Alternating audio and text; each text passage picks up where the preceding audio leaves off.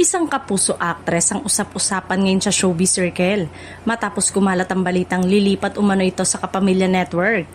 Ayon sa mga bulong-bulungan, malapit nang magpaalam ang naturang aktres sa kanyang kasalukuyang home network na GMA Network upang subukan ang panibagong yugto ng kanyang karera sa ilalim ng ABS-CBN. Hindi man pinangalanan, kilala raw ang aktres bilang isa sa mga mahuhusay umarte sa kanyang henerasyon. Nakagawa na siya ng ilang primetime series at napansin din ang kanyang versatility sa drama at romance.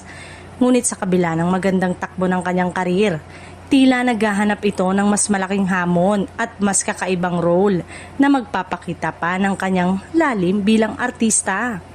Mas lalong umingay ang espekulasyon ng may kumalat na impormasyon na mapapanood siya sa isang malaking serye na kasalukuyang binubuo ng Kapamilya Network.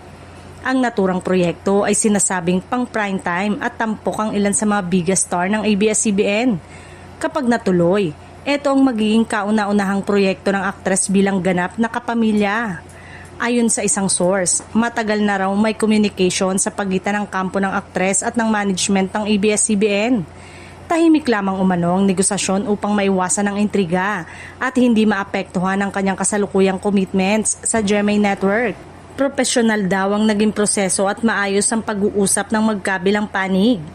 Samantala, hati ang opinyon ng netizen. May ilang nagsasabing magandang career move ito para sa aktres, lalo na kung bibigyan siya ng mas matitinding role. Meron din namang nalulungkot kung tuluyan man siyang umalis sa kanyang kinalakihang network.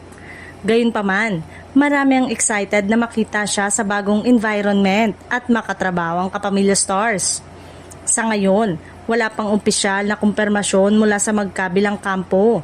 Ngunit kung totoo man ang balita, isa na namang malaking showbiz transfer ang yayanig sa industriya at tiyak na aabangan kung sino nga ba ang kapuso actress na susubok maging bagong Kapamilya star.